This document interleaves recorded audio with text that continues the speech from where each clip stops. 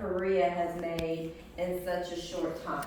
I mean, because like I said, even though this, Japanese rule ended in 1945, then you had the inter-Korea conflict and the Korean War, and the country was devastated during these times.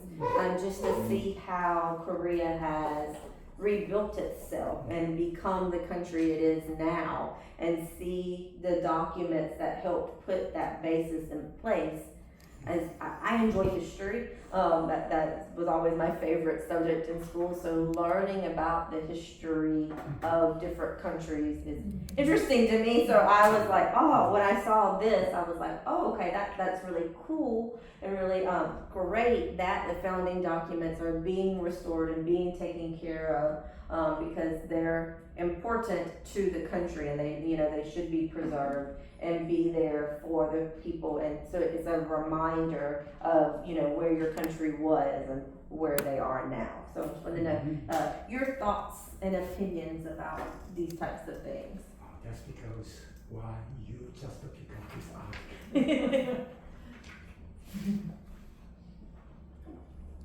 Yeah, and then also it's funny because just the dates in it too, adopted in 1941. My grandmother was born in 1941, and then it says the independence movement in 1919. My great grandmother was born in 1919, and so my great grandmother, she passed away. It's been almost 10 years, but to think that she'd been living in the U.S. and the U.S. was completely free during this time, but that's when the independence movement was in full gear. So trying to get, away from being colonized and being under another country's rule, and to see that Korea was successful in that, because there are so many countries that have tried to rise up against being colonized or being, influenced by other countries, and to see that Korea was strong enough and powerful enough to keep their national identity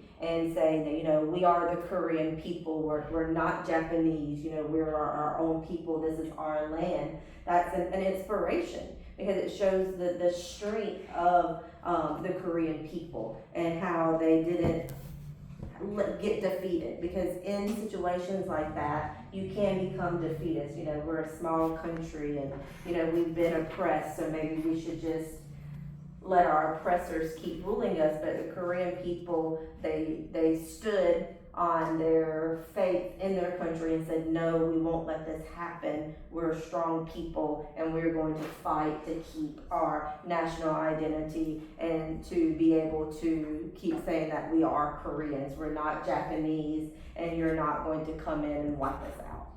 Just like you're just declaring Korean independence moving now. Mm-hmm.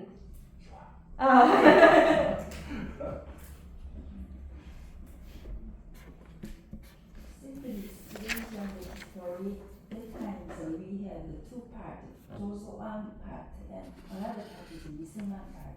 Joseon part is wanted to establish the Korean, unified Korea, North and South, unified Korean he want, but Miseman part is wanted the South Korean separate part of the government, but that times Howard, the American and Russia, the Cold War, Mm-hmm. So the situation. So eventually the Islam party is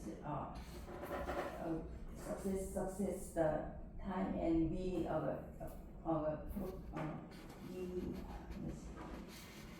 government is the separate government. Mm-hmm. And then we were the Korean born and established it. So that is initially that time is the starting. I think. I don't know what is the historical, what is the if Joseon party is win the situation, but that times I don't know. But it's been only on historical one. It's amazing because I feel ashamed because I didn't know about the Joseon. I haven't heard, to be honest, and I just thought the founding chart is not 10 pages length. I just thought just 1 page, but here 10 pages. So yeah, it's an amazing discovery. And I was wondering the meaning of the word draft and manuscript is exactly same word, or what is the difference? So, oops, it's falling. So a draft is when you are, normally a draft is when you're organizing your thoughts and you're writing down things. So like when you write a research paper, like you do like a first draft and then you go through and you check for like mistakes. Or maybe you're like, oh, I don't want to say it like this, I want to say it like that. First writing. Yeah, like a first writing. And then a manuscript is just where you write the document by hand. Is what it meant. Now people will say manuscripts are typed, but the original meaning of a manuscript was that it was handwritten. So that's the difference nowadays between a draft and a manuscript. A manuscript just means handwritten, and a draft just means before the final project. Okay, so manuscript means it can be draft as well. Yes, a manuscript can be a draft. Yes, ma'am. Draft comes first. Draft is usually your first. So when in the writing process, we call it like a rough draft, and then a revision draft, and then your final draft. And also, word question, parity and equality is exactly the same word, parity. Oh, yes, so parity and equality pretty much mean the same thing. It means, it's equal. So if you have parity, that means that you're on an equal playing field. So yeah, they come from the same meaning. Also, in addition to the preservation or conservation, I can use equally. Yes, ma'am. Preservation and conservation are kind of interchangeable also. So sixth paragraph, the bears. I know the meaning of bears, but it's a little awkward to me to say to use the bears in this sentence. What is another kind of that I can use instead of bears? So you can say it contains. Contain. So the 10-page draft contains Joe's on handwriting. Yes. Yeah, bears. I can only my kind of mindset is bears can be animal bears, people bears like that. They can use in this sentence. It's the meaning of bears. So they're spelled the same but different meanings. So bears in this just means that it is there, it's present. But it's also spelled like the animal bear, but like two separate meanings. So same spelling, different meanings. Normally bears means endure. Yes. But it's kind of it's the first time to use contain as like a bear. So. I probably wouldn't have used bears either, even though it does mean that. It's a little bit more of an outdated way to write it. We would say contains. Or, that would probably be a better word. How about this? Yes, sir? I bear my son, I bear my daughter. Childbearing. Pregnant. Women bear children. That means to have. So it's another one of those English words where it's all spelled exactly the same, but depending on how you use it in a sentence, it means something totally different. Oh, the English language. One question. Yes, ma'am. The person's name goes on in third paragraph. Is the same person the second page? The vocabulary, the tone of three principle of equality. Yeah, I think that's a misprint. I think it should be so. I think that's a misprint. But yeah, it's the same person. Yes, ma'am. Yeah, they might have accidentally hit the L instead of the O. Yeah, I think that's a misprint. I heard that American Constitution is manuscript. It's not written law, right? How can I say it's not fixed. It's American Constitution is it's kind of not manuscript. We have two types of constitution in the world, right? One is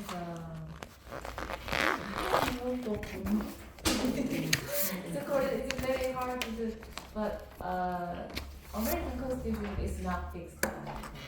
Right. We can amend our constitution. Right. Yes. Mm-hmm. But Korea's are fixed.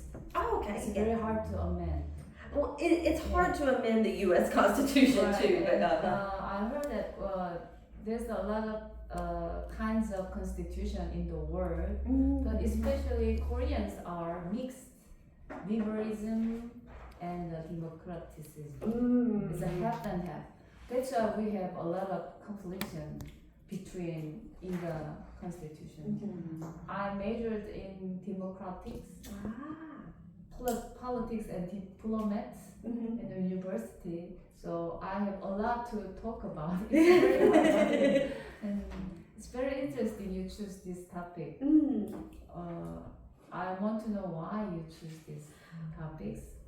I always think it's important to know where you came from. And so, like I said, in America, a lot of people, because our Constitution, all of our founding documents are written in cursive. And so children are losing the ability to read it. And so I feel like as children are not learning that in school anymore, they're losing the ability to read it, that, say thousands of years from now, a conflict happens, they won't be able to go back to our founding documents and read them. And I think that's upsetting. And so I do think that, the Korean language has been steady. It's a symbolic language. So even though some people might write letters a little bit differently, you still know what it is. And so I think it's important that we keep these documents for future generations so we can see where we came from, see the ideas that our countries were founded on. Thank you. Actually, in fact, it's my confession. We don't know Joseon very much well. It's very, not very strange, but not that familiar. I don't know why, but she mentioned it a little bit. At that moment, Lee Seung-man and Jo So-hang and Kim Gu and many good leaders, some are not, many good leaders, but history remember the winners mostly. That's true. So at that moment, Lee Seung-man was the winner maybe because I believe he made Kim Gu die. So maybe Jo So-hang is the forgotten people for us, but you remind us. So I was very shy and nervous. I am Korean. Why I don't know about Jo So-hang very much? And I searched the net and I saw some documents, but still I don't know him well. So I'm very sorry about that. Right, and that's why it's important to have these types of documents because there are so many founders in America. Like I know the important ones, but I can't tell you everyone who signed our Declaration of Independence or signed the Constitution. I mean, we all know John Hancock because he signed it so big. That's what he's famous for. That's why we call the signatures your John Hancock because his signature is like this big. Other people's are this big. But yeah, so it is important to learn about the people who had a hand in founding your country. And of course you're not going to know everyone. And I don't think it's anything to be ashamed over. Yeah, she mentioned about the Korean compatriot of the Kim Gu. Kim Gu is kind of the President Lee Seung-man's rival. So he always mentioned in the long times ago, kind of cultural power is very important it's more above of the military power or economy like that.